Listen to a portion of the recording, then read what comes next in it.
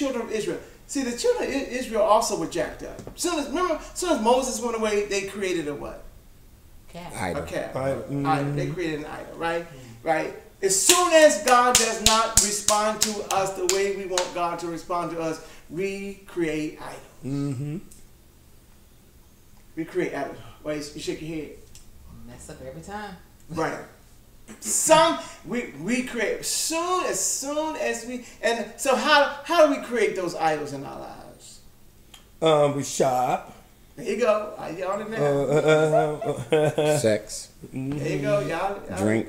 Y'all hitting it now. Y'all hammering. Y'all building a house. Okay, right.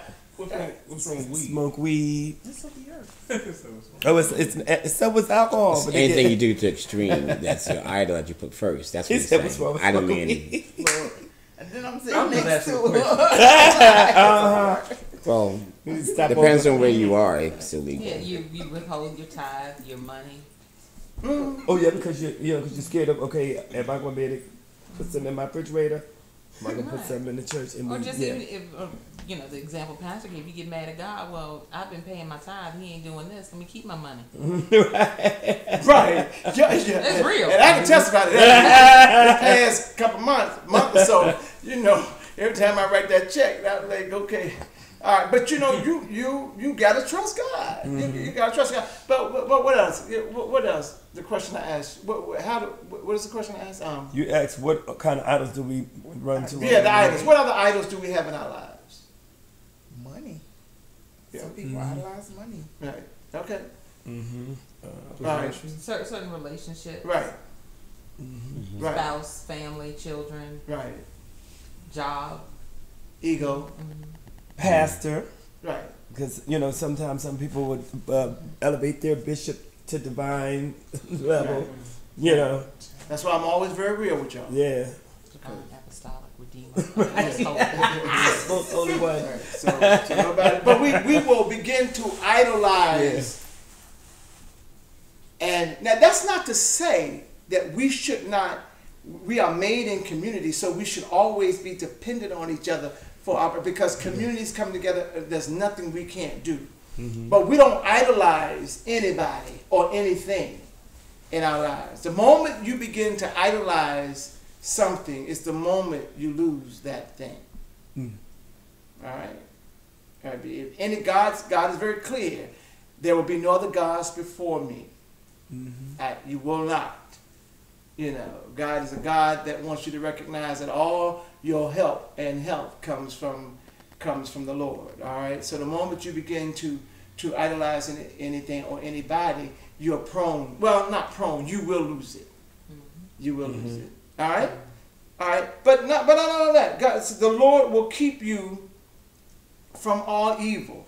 Now let's change that word for a moment. Let's change that word from evil to what? What would be a better word? Because when we talk about evil, some people are talking about, it ain't necessarily the demons. The demons ain't got to let many of us on this day do nothing. They can just sit back and watch our sports. They got the control up. I got them now. We ain't got to do a thing. I can hear the go to lunch. Right, go to lunch. I can hear the demons now. Watch. You just stay back because their faith gonna lessen and they gonna start going at each other. But let's say, so let's change that word from demon. What could David be possibly talking about when God will keep us from all what? Replace that word evil. Danger. Danger. Okay. Yeah, our version says harm. Harm. I'm about to say they say hurt, harm, and danger. Okay. Sickness. Okay. God gonna keep that. God will keep you from that. All right. Now, this is another one of those moments like I had when but you got to be willing to be kept. Mm-hmm. Amen. What's that song? Oh, to be kept by Jesus. What's that song? You know that song? Kept by His power divine. Yeah. Sing it for me.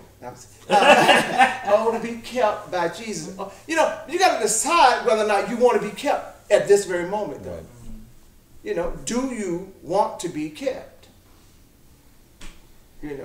I think Shannon said earlier that it feels comfortable being in this space right now because you ain't alone.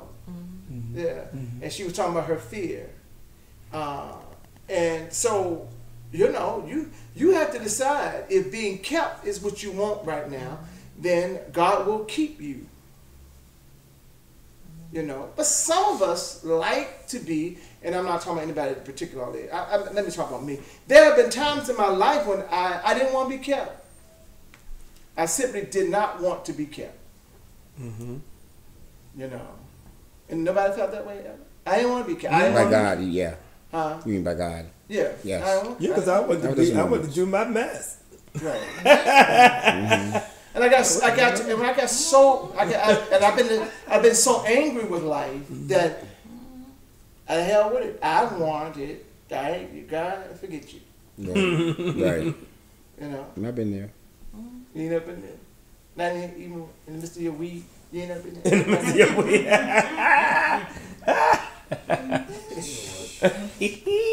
I mean, yeah. I mean, you ain't. Wait a minute, you and I talked before. Yeah. You ain't. What was that? Dwell anywhere God is not welcome. You believe that? Well, we welcome God into our experience of worship. Now, let me say, God is ever present, omnipresent, omniscient, everywhere, but God does not move.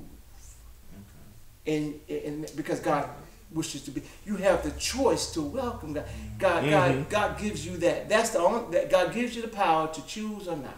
Right. Now God will do everything to you to make sure you choose the right. You know, but God gives you that liberty. There's liberty in God. There's liberty in Christ. So there have been moments when I have chosen to shut down and not allow myself to experience God. Mm-hmm. And I remember the moment my mother died. I was, lying on the bed, and I just saw her eyes halfway open. I was angry. I got angry. I mean, that's just it. I got angry, and it's a bittersweet moment. I got angry and I was more angry that she had to go through this experience, not that she died. Okay. Why would she have to go through this? Mm-hmm. But then, after I got over myself, God explained everything, to me in a way. Now, God does not. Now, I'm not one of the ones that say God did not speak to me all the time. God does not do that with me. Now, others He met, God met, but that's not how God showed me that the experience that my mother went through was more for her children than herself. Yeah. So we had to journey with her through this experience. But I got angry and I shut down. I shut down to everybody. I became numb. I had too much to do. Mm-hmm. I didn't want to. Y'all were with me. I was cussing everybody out. I was not. My brother. You were sensitive. Yeah. Like, that's why we knew we had to be there. But that's where community comes in. Yeah. Mm-hmm. They were there. That's where my community comes in. I'll be the first to say I'm not perfect. I mean, y'all don't walk up in my. It's my mom's house. I wasn't perfect. My brothers, y'all saw my brother how he was behaving. I wanted somebody ain't. So, but we are not perfect beings. Mm-hmm. And so I had the community around me to remind me and to support me and to hold me up. That's what communities do. You don't come in and judge you. Oh, pastor, this is not worthy of a pastor. I just lost the most precious thing to me on earth, absolutely. Which is my mom. Mm-hmm. I'm not ready to hear that. Mm-hmm. And Ron and Rick and Corey and the others came down later, but through that week they were there for me. That's what a community does.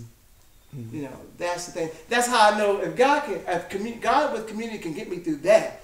God with community will get us through anything. Yeah. Mm-hmm.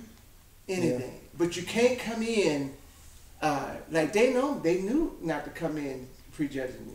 They knew when they tell me you got to be quiet because you're going too far with this. But they knew not to. They knew to laugh and to joke and to keep me.